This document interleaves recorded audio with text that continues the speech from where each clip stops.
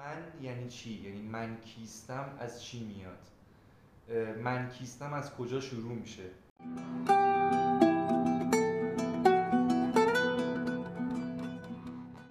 سلام، حالتون چطوره؟ چه خبرها؟ این هفته اومدیم با یک موضوع بسیار جذاب. البته موضوع این هفته نیست، سوال قراره بپرسیم از نسرین.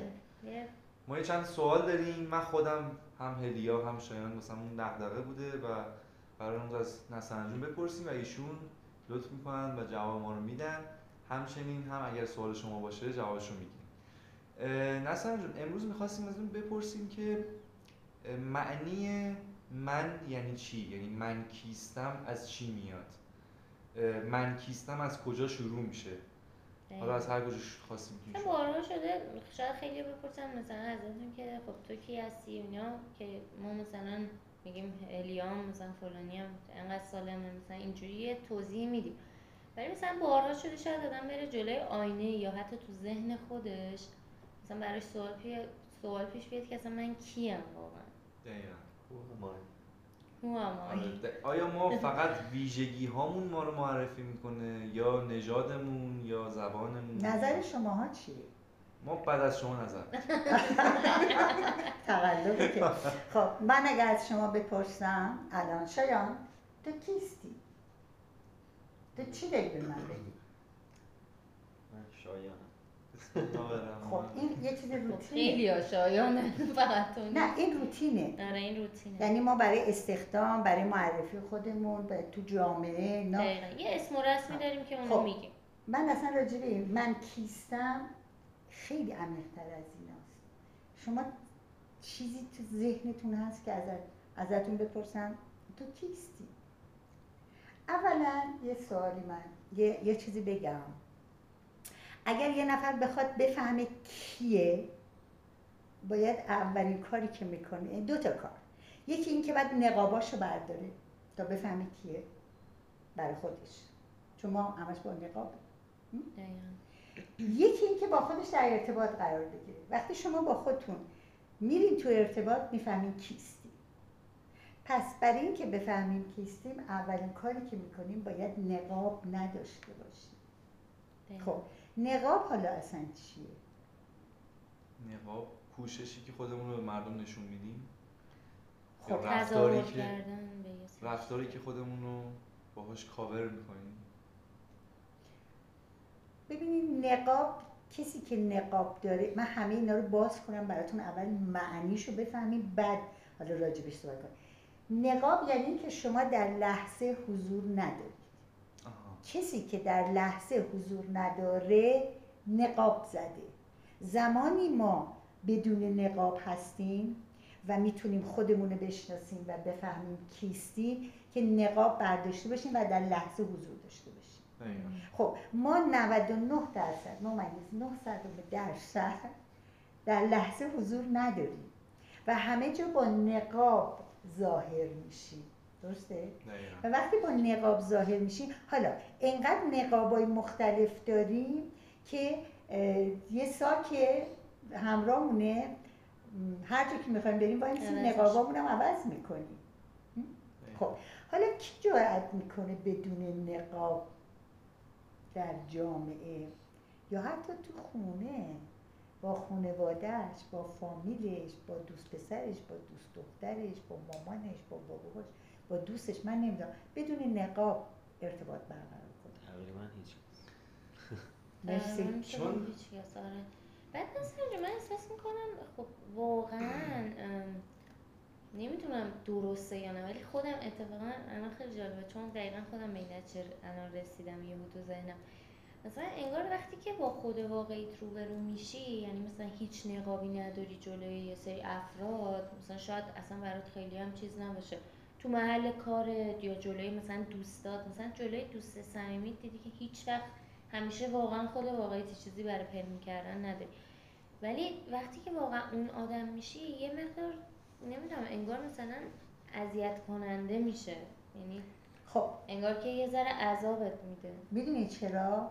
عذابت نمیده، تو میترسی که پذیرفته نشی، میترسی که طرد بشی، میترسی که مورد انتقاد قرار بگیری. به همین دلیل من نقاب میزنم که منو بپذیرن.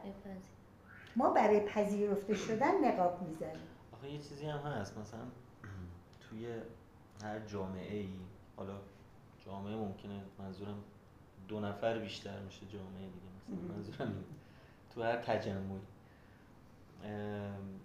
تو بعضی وقت مجبوری که نقاب بزنی به خاطر همون پذیرفته شدن که شما میگید و اینکه هم شما مجبوری هم که ازت میخوان که نقاب بزنی، میکنن تردت میکنن. آره و یعنی مثلا گفتم دیگه، یعنی منظورم جوری شده یا حالا از جوری هست که باید یعنی اصلا از این نقاب‌ها استفاده بکنی. خب یعنی بیشترشون توی روابط کاری و این چیزاست. تو همه جا شما حتی با پدر مادرتون، حتی تو پدر راست میگه، شما با شوهر و زن و دوست پسر و دوستان همش نقابه. آره. خب حالا شما فکر کنید کتاب پیامبر دیوانه رو خونده باشین، جبران خلیل جبران، راجع به نقاب قبلا هم گفتیم توی ویدیو داشتیم، خیلی قشنگه، خیلی قشنگه پیامبر دیوانه، حتما بریم ببینید. حالا میخوام اینو بهتون بگم، اگر میخواین با خدای خودتون در ارتباط قرار بگیرید، میخواین یک ارتباط معنوی داشته باشین، یک ارتباط درونی و واقعی داشته باشین، باید اول با خودتون ارتباط برقرار کنید و اگر بخواید با خودتون ارتباط برقرار کنید اول باید نقاباتون رو بذارین کنار. وقتی با خود واقعیتون در لحظه حضور پیدا کردید و نقابا رو گذاشتین کنار، حالا میتونین با بیرون با خدای خودتون در ارتباط باشید. چون نمیشه با خیلیایی که خیلی مهمن توی زندگی ما با نقاب باشون ارتباط برقرار کنیم. ولی خب مثلا من میگم این نقابی که شما میگین نقاب درونی باشه که ما برش داریم، یعنی نقابی که به سمت خودمون میگیریم. منظورم اینه که نقاب بیرونیه شاید خوب باشه، یعنی منافع خوب آره. باشه که نه خوب باشه منظورم مجبوریم دیگه. بالاخره ببین مثلا من شاید یه عادت یا یه خصیصه‌ای داشته باشم که دوست نداری بقیه بفهمن، دوست ندارم، حالا بقیه هم نه دوست ندارم مثلا توی جمع مثلا حرفه‌ای مثلا توی کار مثلا کسی مثلا متوجه اون خصیصه من بشه، خب مجبورم یه نقاب استفاده کنم. یا مثلا البته خیلی جاها هم به اشتباه استفاده میکنیم و خودمون متوجه نیستیم، مثلا توی همین روابط. من میگم که اونی که شما میگین با خودش ارتباط بگیره و اینا، یه وقت از طرف دیگه انقدر نقاب زده تو بیرون دیگه باورش شده که مثلا ببینید همچین آدمیه، ما توی جامعه تو جامعه که نقاب داریم برای اینکه کمیم از نظر خودمون، مثلا اینشتین نقاب نمیزد. آره.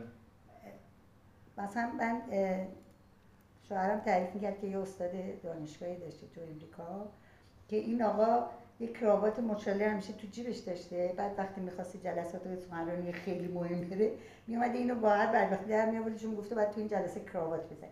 ولی اینقدر یعنی این آدمو کاملا که همه همینطوری میپذیرن اینا رو. ما از کمبودامونی که نقاب میزنیم، کمبوده فکر میکنم بزرگترینش هم کمبوده اعتماد به نفسه دیگه. ببین مثل میدونی چی میمونه؟ مثل آدمی که خیلی پول داره، من یه چیزی بگم، بعد مثلا هم پیکان سوار میشه اصلا هم ناراحت نیست، ولی اونی که پول نداره اگه پیکان سوار شه احساس کم بودن میکنه. ببینید این یه مثال حالا خیلی عامیانه بود. این فکر نمی‌کنم نقص چیز باشه ها، یعنی نقص نقاب زدن بیشتر از نقص مثلا اعتماد به نفس و این چیزا باشه. بیشتر برمیگرده بزرگترین ترس انسان که ترس از تنهاییه. یعنی بزرگترین ترسی که انسان داره، میگم بزرگترین ترسی که انسان داره ترس از تنهاییه و دوست داره که این تنهایی اتفاق نیفته مجبور شه نقاب بزنه. مثلا ما توی فرهنگمون یه ضرب المثل بسیار اشتباه داریم، بسیار اشتباه. گر خواهی نشوی رسوا همرنگ جماعت شد. این ضرب المثل قشنگ یک نسل پدر مادر و پدر بزرگ و مادر بزرگ و جد و همه اینا رو به باد داده. یعنی طرف نمیخواسته تو اون جمع باشه ولی گفته که خب بالاخره چون فامیلن زشته ایراد داره فلان، من تحمل ولی من همین دوران، همین زمانه، همین امروز، همین الان که دارم صحبت میکنم کسی رو میشناسم یا آقایی رو میشناسم اصلا نقاب نداره، اصلا نمیدونه نقاب یعنی چی، اینقدر محبوب این آدم، نه حالا خیلی پول داره نه هیچی، ولی خود واقعیشه، خیلی هم وحشتناکه ها، خیلی هم به من نزدیکه و من خیلی خوب میشناسم، این هیچ نقابی نداره و خیلی هم محبوبه، یعنی همه همینطوری پذیرفتنش. میدونی چی میگم؟ خب میدونی من احساس میکنم که من به نظر خودم بحث اون اعتماد به نفس است، یعنی اینکه تو برات مهم نباشه که بقیه دنبال این علت نباشه که بقیه برای چی کنار منن.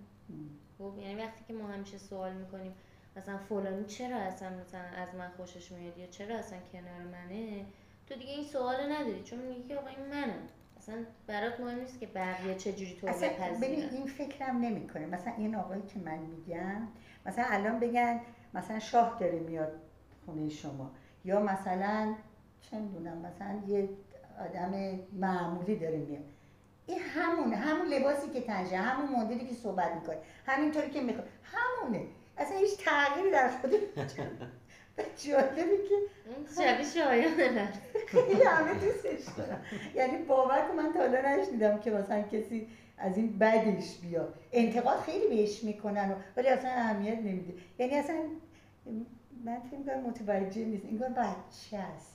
ببین بچه‌ها نقاب ندارن. خب البته مردا که همشون بچه دست شما نکنه. خیلی متشکرم.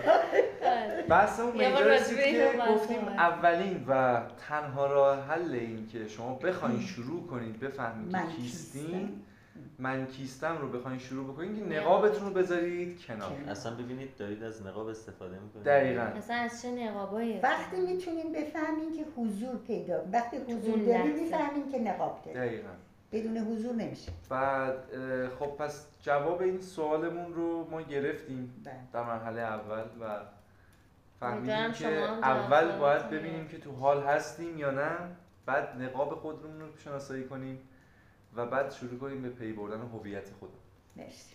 مواظب خودتون باشین. دستتون نره. لایک و سابسکرایب یادتون نره. هفته خوبی داشته باشین.